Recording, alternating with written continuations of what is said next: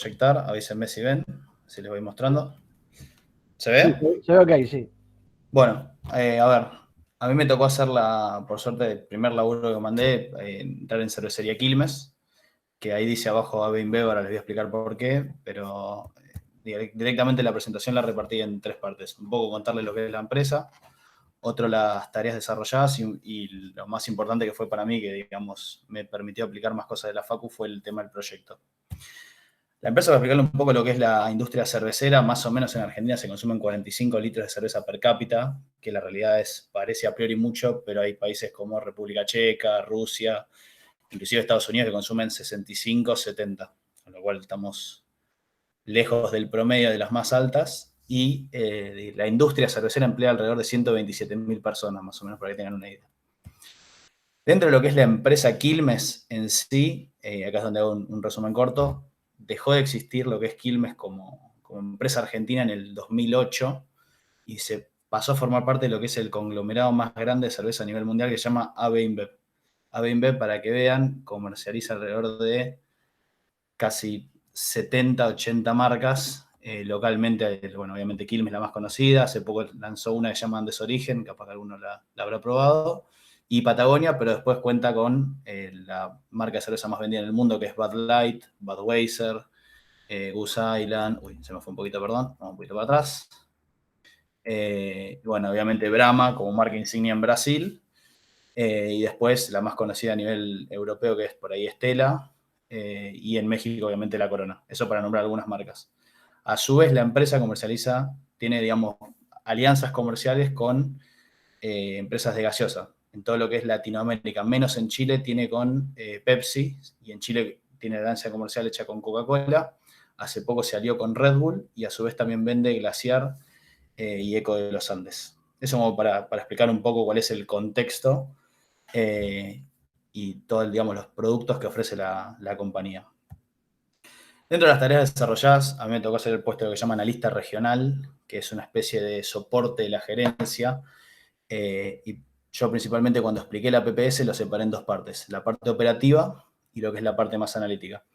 Dentro de lo que es lo operativo era más seguimiento y definición de control de KPI del área de ventas, que puede ser volumen, cobertura de productos, evolución de venta de los canales,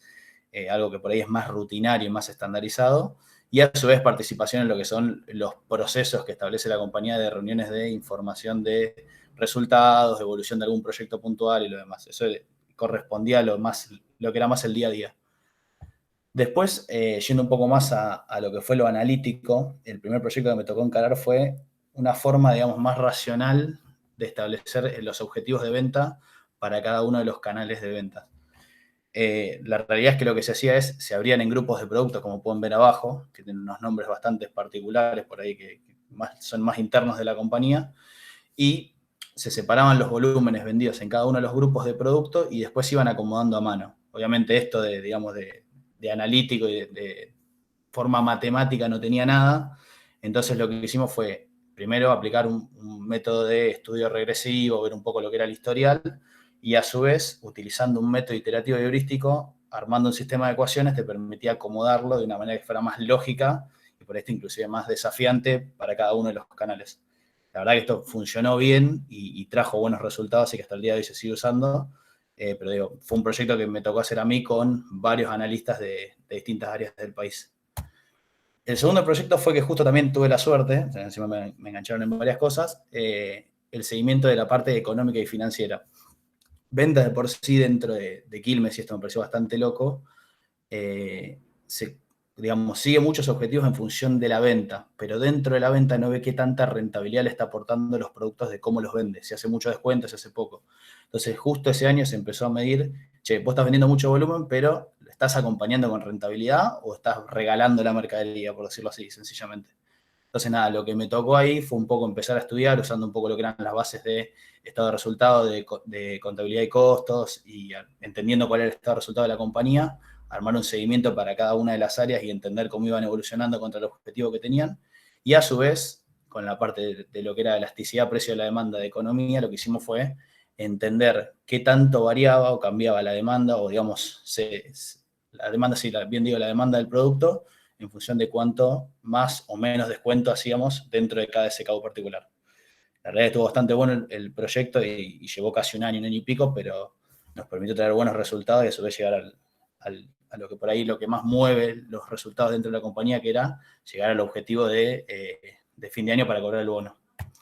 Y por último, para no hacerlo tan largo, no sé si voy muy rápido, es la parte de un proyecto que era directamente la relación que existe entre el área de ventas y el área de logística. De por sí son áreas que tienen objetivos contrapuestos, porque ventas quiere vender la mayor cantidad posible y logística quiere entregar la mayor cantidad posible, pero al menor costo. Entonces, muchas veces terminan chocando entre sí los objetivos. Lo primero que tuvimos que hacer fue entender cuál era el circuito desde que un vendedor salía a la calle hasta que el producto llegaba hasta la puerta del negocio. Entender cuáles eran todos los estados y los procesos por los cuales pasaba un pedido de venta y cuáles eran todos los sectores y personas involucradas dentro del proceso. Una vez entendido esto, lo que hicimos fue establecer una relación dentro de todos los indicadores que existían dentro del área logística con los de venta para entender bien qué alcance o qué impacto tenían cada uno según la responsabilidad de cada área.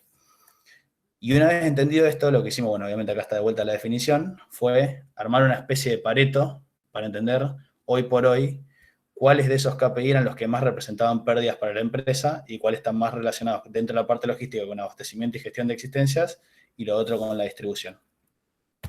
Habiendo entendido esto, y lo que hicimos fue tratar de proyectar cuál iba a ser el tamaño del... arranco vuelta. Una vez entendido cuáles eran más o menos los indicadores y los problemas que podíamos llegar a tener, utilizando información de demanda de los últimos 5 años, empezamos a entender cuál era la estacionalidad de la curva de ventas y a su vez con eso empezar a establecer qué tipo de stock necesitábamos para que, digamos, la demanda se mantenga constante y no tengamos pérdida o errores por el simple hecho de tener faltante de stock. Y con esto también rediseñamos el almacén que teníamos dentro del depósito principal para mejorar lo que es en este caso la cancha de picking y por otro lado el abastecimiento de los productos como antes habíamos definido en A, B y C, también teniendo en cuenta la estacionalidad y el pronóstico. Esto también nos llevó a su vez a realizar un cambio dentro de los movimientos que podíamos tener dentro del almacén de la empresa y obviamente produjo una optimización y sobre todo, que fue lo más importante, redujo mucho, si se fijan en la imagen de la izquierda, las líneas amarillas con la roja, que es la interacción entre el auto elevador y el piquero, que es una interacción hombre-máquina, ahí generaba problemas y por suerte se pudo, digamos, eliminar para que no haya ningún problema de seguridad, que eso fue la mejora más importante que tuvimos dentro del almacén. Bueno, por último, cuantificamos cuáles iban a ser todas las mejoras, cuánto costaban y a qué valor objetivo íbamos a ir a buscarlo. La inversión requerida y para medir el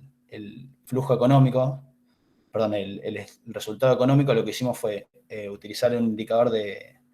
EPI, que es el periodo de recupero de la inversión. Entonces, teniendo en cuenta los gastos con la facturación incremental que íbamos a tener por tener menos desperdicio, nos dimos cuenta que en un escenario optimista, en 4 meses recuperábamos la inversión y en un escenario pesimista recuperábamos la inversión en 9 meses, con lo cual era recontra rentable. Por suerte el proyecto se pudo hacer y se terminó haciendo. Así que bueno, nada más. Era un poco contar eso. No sé si fue muy rápido, si llegué a los 7 minutos me pasé, pero hasta ahí nomás va.